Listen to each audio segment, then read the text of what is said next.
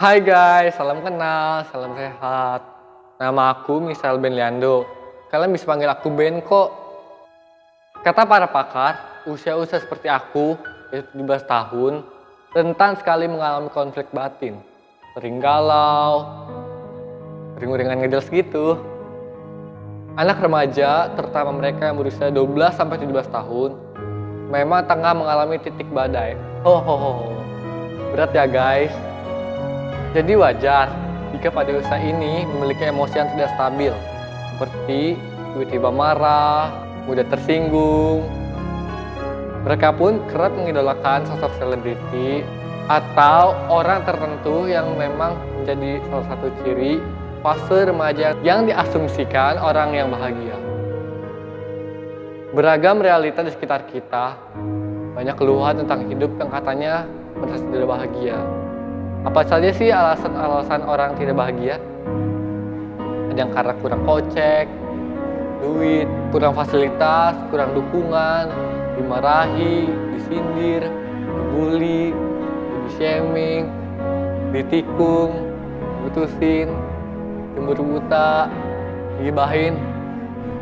Ada yang karena si A, si B, apa teman, kakak, adik, orang tua, kupu, dan seterusnya. Pokoknya, banyak hal yang dianggap pemicu sehingga orang tidak bahagia. Benarkah bahagia itu sulit? Atau karena belum tahu konsep yang benar tentang bahagia? Kalian pasti pernah mendengar nama John Maxwell. Ya, jadi dia seorang penulis terkenal, sering jadi narasumber dalam berbagai seminar internasional. Juga mengajarkan di kelas-kelas perkuliahan. Istrinya yang bernama Margaret, ia juga seorang pembicara loh. Suatu ketika, ada seminar keluarga yang dipimpin oleh Margaret Maxwell. Tiba-tiba ada bertanya, apakah kehadiran suami Anda membuat Anda bahagia? Spontan Margaret menjawab, tidak, suami saya tidak pernah membuat saya bahagia. Wow, sementara orang bingung. Tiba-tiba dia menyambung, kebahagiaan saya tidak ditentukan oleh suami saya atau orang manapun. Tetapi kebahagiaan itu saya yang tentukan. Oh gitu rupanya. Ngerti sesuatu nggak guys? Kalau kita mau bahagia, kita yang tentukan sendiri. Dan itu diatur di pikiran kita. Kita yang memilih bahagia atau tidak. Berarti butuh pikiran yang positif. Pikiran positif dipengaruhi oleh pengertian yang benar tentang hidup ini. Hidup ini berbicara tentang bagaimana hati kita diperbarui oleh Roh Kudus. Bagaimana hati kita diperbarui oleh Roh Kudus.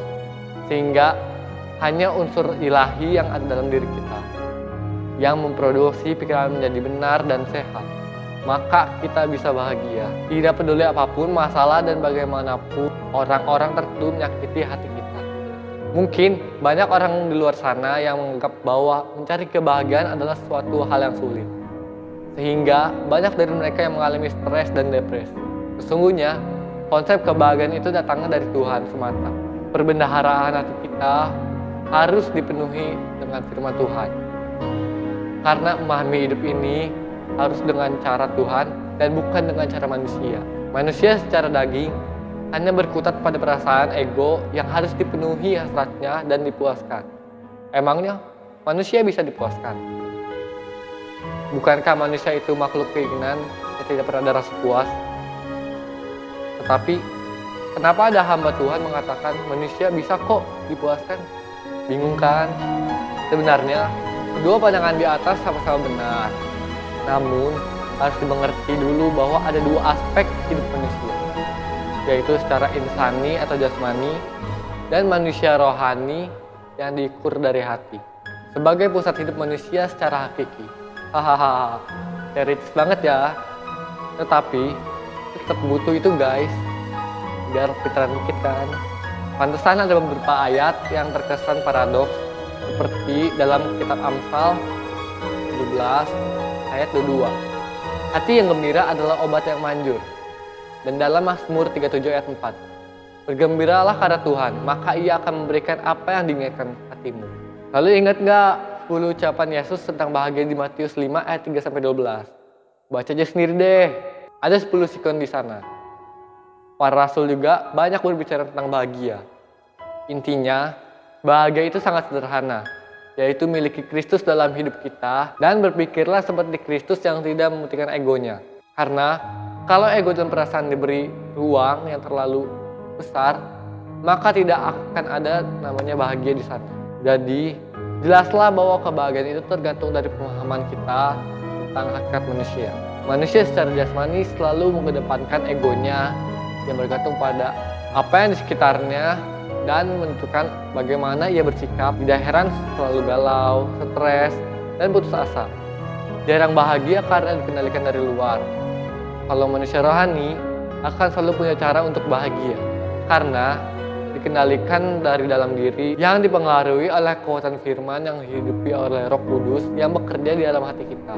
Uang, harta, kedudukan, popularitas, teman, saudara, dan orang terdekat kita tidak menentukan kita bahagia.